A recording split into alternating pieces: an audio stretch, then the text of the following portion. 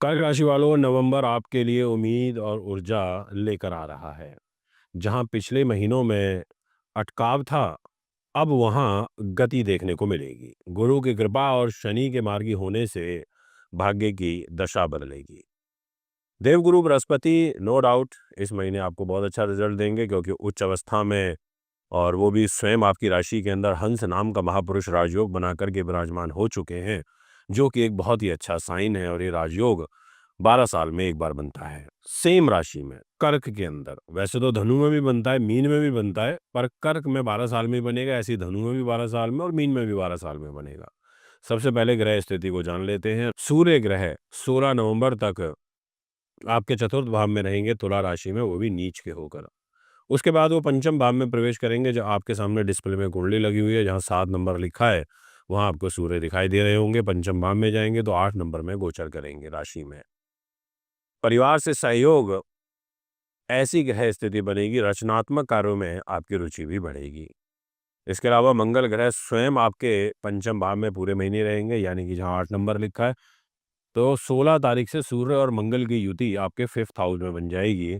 दो आक्रामक, गुस्से वाले, अग्नि तत्व प्रधान ग्रह आपके त्रिकोण में रहेंगे और मंगल अपने घर में है, वृश्चिक राशि में 8 नंबर में। आप देख सकते हैं डिस्प्ले चार्ट में पूरे महीने रहेंगे, तो एक केंद्र त्रिकोण राजयोग बनेगा।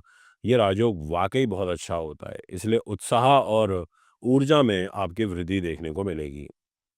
शुक्र छठे भाव में, शुक्र जो होता है वो लग्जरी चीज़ों का कारक होता है। और शुक्र जो है वो कहीं न कहीं आपको एक तरीके से ग्लैमर से जोड़ता है।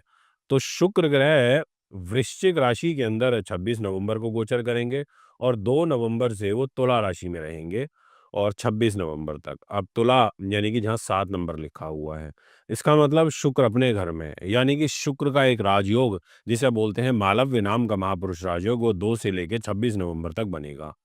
और एक राजयोग हंस नाम का ऑलरेडी कर्क राशि में आपके नवंबर में चलेगा ही। यानी कि ये महीना राजयोगों से भरपूर रहने वाला है। जहाँ एक तरफ केंद्र त्रिकोण राजयोग बनेगा, तो एक तरफ हंस राजयोग, एक तरफ मालव्य राजयोग। आपको और क्या चाहिए? इतनी इतनी सुंदर सुंदर राजयोग कारक फल कर्क वालों को मिलने वाले हैं। और आपने तो वैसे भी पिछले 2.5 सालों में शनि के ढैया के प्रभाव को भी काफ़ी फेस किया है। अच्छी बात है, खुशियाँ आ रही हैं, आनी भी चाहिए, काम भी बनेंगे। इसके अलावा आपके लिए जो शनि ग्रह हैं वो मार्गी हो जाएँगे और शनि ग्रह की मार्गी की जो चाल है वो 12 नंबर राशि में, यानी कि मीन के अंदर देखने को मिलेगी और वो आपके 9th हाउस में पड़ती है। पर वो लगभग मंथ एंड में, यानी कि 28 नवंबर को मार्गी होंगे। दोस्तों, अब मैं आपसे बात करता हूँ कि इसका फल हमारे जीवन में क्या पड़ेगा। उससे पहले आपको सादर प्रणाम करता हूँ। अगर आप मेरे यूट्यूब चैनल पर नए हैं, आपने चैनल को सब्सक्राइब, फॉलो अभी तक नहीं किया, तो ज़रूर करें। देखिए, कैरियर जो होता है ना, वो उसको लेके हम सबसे ज़्यादा उत्सुक रहते हैं। जहाँ 1 नंबर लिखा है, वो आपका कैरियर का घर है और वहाँ पर मेष राशि है। तो कैरियर का लॉर्ड मंगल ग्रह केंद्र त्रिकोण राजयोग बना के पूरे महीने आपके 5th हाउस में रहेगा। इसका मतलब काम में आपके मान सम्मान बढ़ेगा। लंबे समय से रुके प्रोजेक्ट आगे बढ़ेंगे।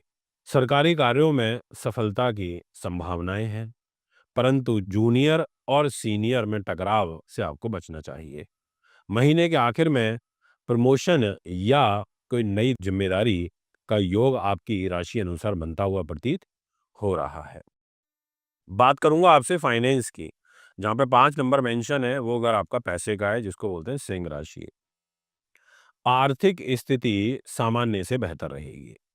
गुरु आपकी राशि में है, मान सम्मान तो नो डाउट बड़ा जबरदस्त रहने वाला है और धन वृद्धि के संकेत भी देवगुरु बृहस्पति दे रहे हैं, क्योंकि सूर्य आपका पैसे का लॉर्ड है और 16 नवंबर को आपके 5th हाउस में 8 नंबर राशि में जाकर के बैठेगा। सेकंड हाउस भी पैसे का है, जहाँ 5 नंबर लिखा है। जहाँ पर 8 नंबर लिखा है वो घर 5th हाउस है, वो भी पैसे का है। तो आपके पास धन वृद्धि के संकेत बहुत सुंदर दिखाई दे रहे हैं। कर्ज चुकाने का ये सही समय है। नया निवेश दूसरे भाग में करना चाहिए। समझ गए ना दूसरा भाग क्या होता है? यानी कि 16 तारीख के बाद।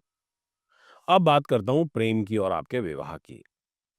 प्रेम जीवन, उसमें थोड़ी-सी कठोरता देखने को मिलेगी, क्योंकि सूर्य मंगल का प्रभाव आपके 5th हाउस में रहेगा, 8 नंबर में।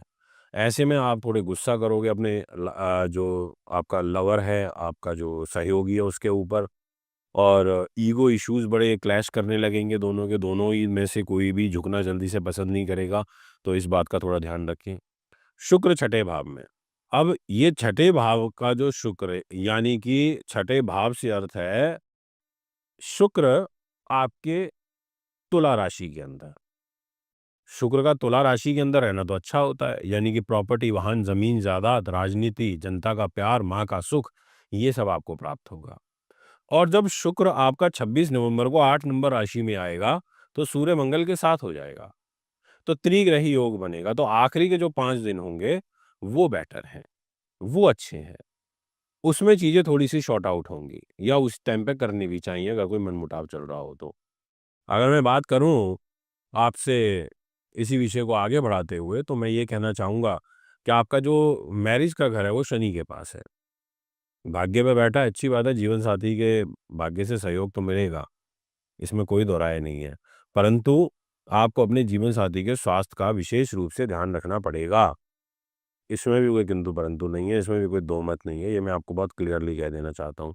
क्योंकि गुरु की जो सप्तम दृष्टि है वो नीच की आपकी 10 नंबर राशि पर पड़ रही है। आप ध्यान से देखें तो जहाँ 4 नंबर लिखा है वहाँ गुरु बैठे और नीच दृष्टि से देख रहे हैं।